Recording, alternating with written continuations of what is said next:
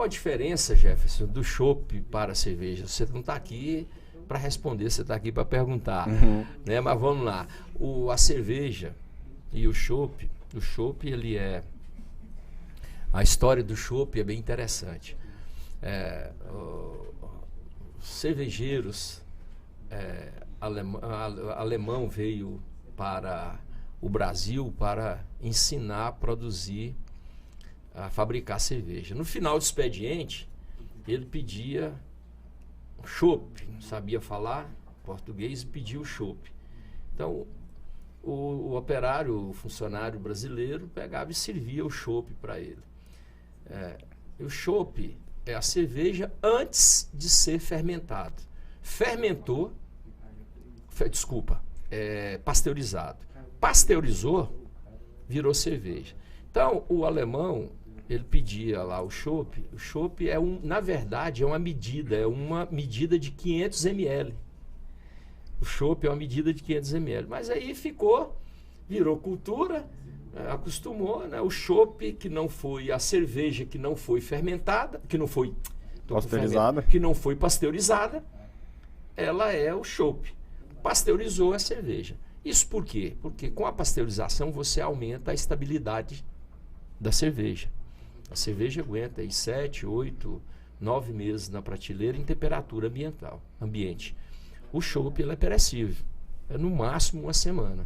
É por isso que todos entendam que o chopp, procurem beber o chopp o mais próximo da data de fabricação, ou seja, o mais fresco possível.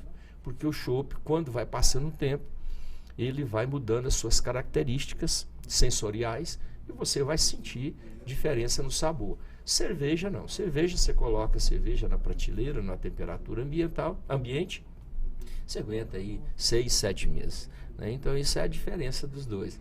Então, essa é a nossa pegada. Nós temos hoje o chopp, que é o carro-chefe, está lá à disposição. A gente faz o serviço hoje delivery.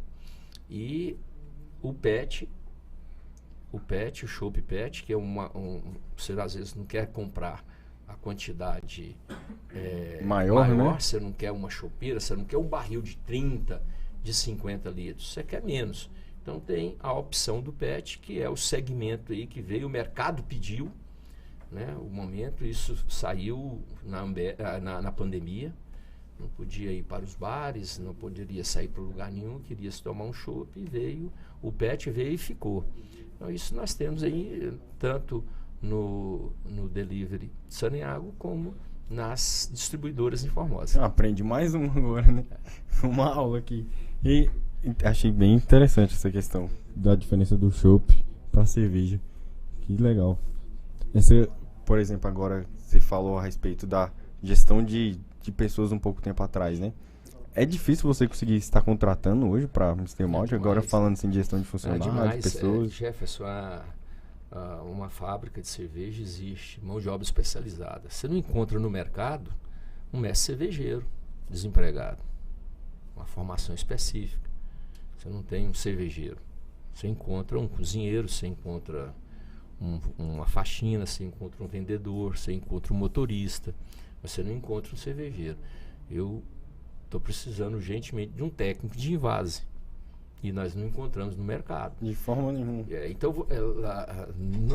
numa fábrica, na cervejaria, você forma o profissional e você tem que tentar mantê-lo.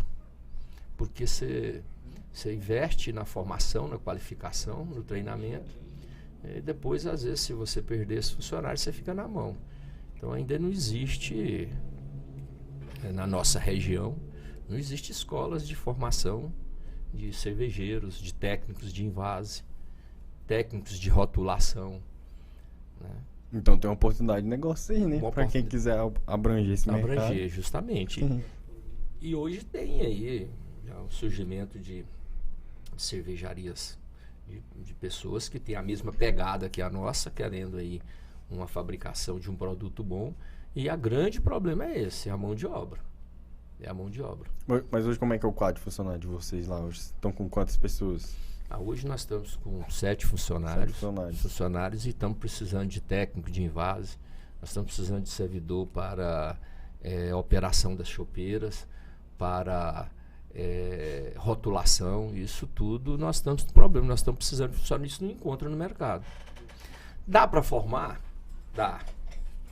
Mas aí você tem uma perda de tempo e às vezes a pessoa pode não ter o perfil que exige e tal. Mas também a gente tem que adquirir essa habilidade, né? Então a gente também está em fase de crescimento justamente para ter um departamento, um RH, e já ter um banco de reserva ou candidatos que possam se encaixar nesses cargos que porventura a gente precisa. Entendi. E o Andrés? O Andrés é uma figura.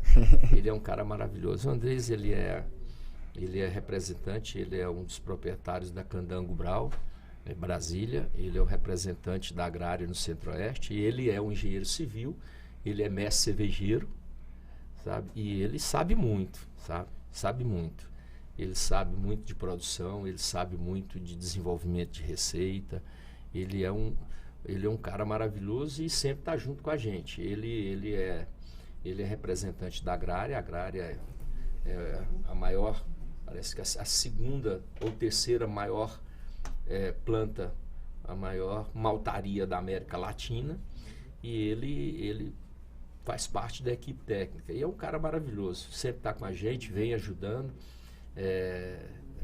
monitorando o controle de qualidade, as nossas boas práticas de produção, né? A gente tem que investir muito nisso. Nós temos um laboratório de rotina para acompanhar a qualidade do produto, para a manipulação de produto, né? Para a realização da higienização, asepsia dos nossos produtos, dos vasilhames, né? O barril, ele sai e fica 30 dias com o cliente, ele volta, ele tem que ser higienizado, ele tem que ser lavado, ele tem que ser limpo, ele tem que ter o controle microbiológico de tudo isso. Então é um processo muito delicado, que existe muita tecnologia, muito zelo e muito profissionalismo. Então para achar um profissional desse no mercado, é muito difícil. Difícil. E para treinar, você falou que também demora. Não demora. Tem escolas técnicas para isso? Não tem escolas técnicas. Então esse é um desafio bem grande. Desafio. Hoje o grande problema das microcervejarias é a mão de obra. Como é que vocês têm feito para contornar isso? Mas eu tive sorte. Eu acho que além da nossa determinação, da vontade de querer crescer e de fazer, também tive sorte, né? Eu tenho uma coringa lá, que é a Ana Paula, que faz de tudo, e ela é uma figura espetacular, que ela me ajuda muito.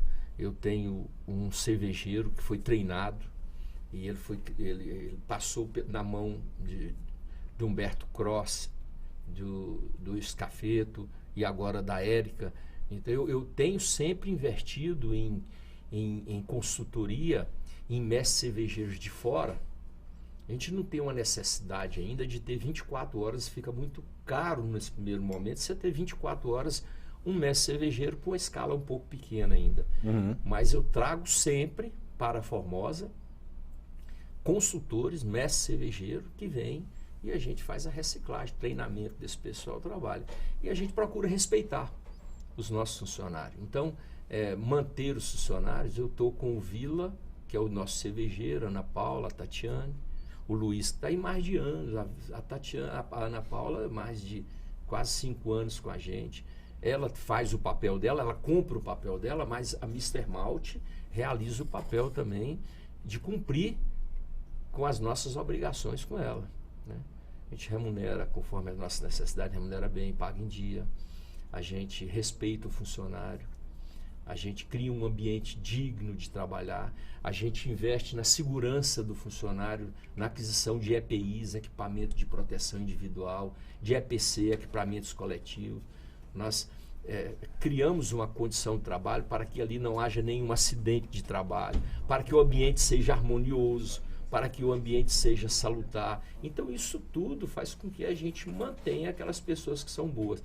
E eu tive sorte, a Mr. Malt, além de tá colhendo o que ela plantou, eu também tenho Deus do meu lado que tem me ajudado e pessoas boas que têm me ajudado a fazer com que a Mr. Malt cresça. Para quem tem essa vontade de empreender ou seguir na carreira pública, mais uma palavra assim para você seguir o seu caminho. Como é que você diria para uma pessoa que está nesse impasse assim, da importância do empreendedorismo, da importância do serviço público?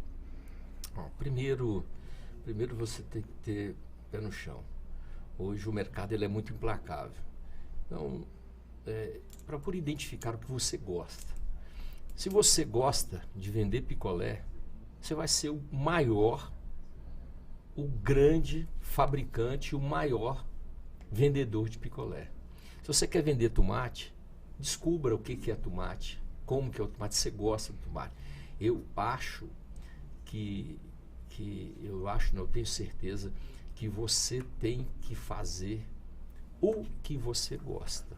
Agora, não confunda e não ache que tudo que você gosta é o certo. Você tem que procurar a identidade do que você gosta e do que é viável. Então, hoje nós temos consultoria para isso. Você tem empresas profissionais que podem te ajudar, profissional como você, que pode alertar para isso. Definir o que você quer, definir o que você quer. Aí, sonhe alto.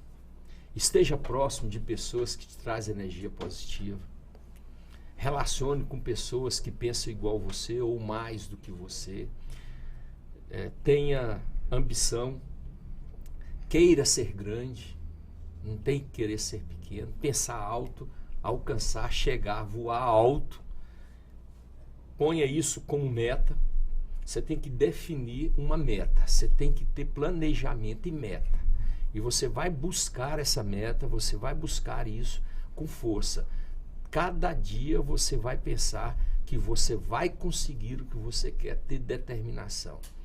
Você fazendo isso e tendo, o que eu gosto muito, a empresa, o empresário, ele não tem meio termo, ele tem que ter isso. Mas tenha um pouco de otimismo e Deus no coração. Fantástico. Dentro da sua doutrina, da sua religião, mas tenha Deus no coração. E trabalhe com muita força, com personalidade. Não tenha preguiça. Siga em frente. Vai ver o que e pense no que você quer, lute e você não tenha dúvida que você vai chegar. Trabalho duro vale a pena. Vale a pena. Vale a pena. E só um ponto que você puxou, que é você ter relacionamentos que te ajudem, né? Ajuda. Esse projeto aqui que a gente fez, o Jeff Talks, o Estúdio Vortex, é um ambiente que a gente quer ter isso. Focado, o Jeff Talks principalmente, é um ambiente que eu quero trazer essa cultura de empreendedorismo, finanças, educação financeira, de modo abrangente e acessível. Porque, por exemplo, eu tenho minhas grandes referências Brasil afora, no exterior, e tenho umas referências nacionais. Só que eu acho que a gente tem que trabalhar dessa forma. Você tem que ter referências grandes, que você almeja, e você tem que ter referências que você consegue estar em contato também. Por exemplo, hoje, mais do que nunca, eu vi que o Betinho é minha referência na questão de uma empresa que sonha alto e que tem uma marca fantástica. Obrigado. E isso é bom porque a gente consegue trocar essa ideia, trocar esse conhecimento. E é fantástico, pessoal. Todo mundo que assistiu aqui, eu acho que aprendeu bastante com a história aqui do Luiz Humberto, o Betinho. Foi uma história fantástica. E procure pessoas, procure estar do lado de alguém que tem o mesmo sonho que você e tem a mesma ambição, porque isso ajuda e ajuda muito, muito mesmo. Tenha junto de você as pessoas que pensam igual ou mais do que você. Tenham boas companhias, tenha do seu lado pessoas otimistas, pessoas que acreditam. Você pode olhar, tenha do seu lado as pessoas que gostam de você e que queira ver o seu sucesso. Nós encontramos esse exemplo, ele é visto por muitas pessoas. Você fale para um amigo seu que você está ganhando dinheiro, que a sua empresa é um sucesso, que você está crescendo, que você está com a oportunidade de fechar grandes negócios. Se a pessoa olhar, você vê no rosto dele a alegria, que ele sorriu, que ele te apoiou, que ele ficou alegre, aquilo é seu amigo. Mas na maioria das vezes você pode ver, as pessoas se aproximam de você no momento de tristeza, de melancolia, no momento de doença. Isso não são seus amigos, isso aí atrás, isso é natural das pessoas encostarem em você. Né? É porque é natural. Então isso eu gosto muito desse exemplo. Eu gosto, Jefferson, de observar e me apegar às pessoas de sucesso que são determinadas, mas porém as pessoas que têm também a sua religiosidade. eu gosto muito, eu sou fã dele, admirador de Denzel Washington. Ele é um cara fenomenal, fantástico. Olha o que aquele cara fala, né? Como, por exemplo, você está bem? Você está fazendo tudo certo? Às vezes as pessoas... você acha... As pessoas estão em volta de você, a concorrência, as pessoas estão querendo ser igual a você, as pessoas estão te criticando ou estão cobrando de você, é porque você está incomodando. Quando você vê que está tudo quietinho, quando você vê que você não tem concorrência, quando você olha que você não tem ninguém que te incomoda, alguma coisa está errada. Alguma coisa está errada. Então, o capeta, quando ele está incomodando as pessoas e está perturbando, é porque ele sabe que aquela pessoa é do bem. Quando o capeta fica quieto e não te incomoda, é porque ele já sabe que você é dele. O Denzel Washington gosta muito de falar isso. Então, acho que nós temos que ter a nossa religiosidade, nós temos que acreditar que Deus existe, mas nós temos que fazer a nossa parte. Fazer a nossa parte com determinação, com trabalho, com luta, é querer alcançar resultados, é meta, é respeitar as pessoas, é ter uma busca constante pelos resultados e determinação. Determinação com muita humildade e respeito. Você fazendo tudo isso, você não tenha dúvida que você chega em qualquer lugar e o sucesso vem por gravidade, sem dúvida nenhuma.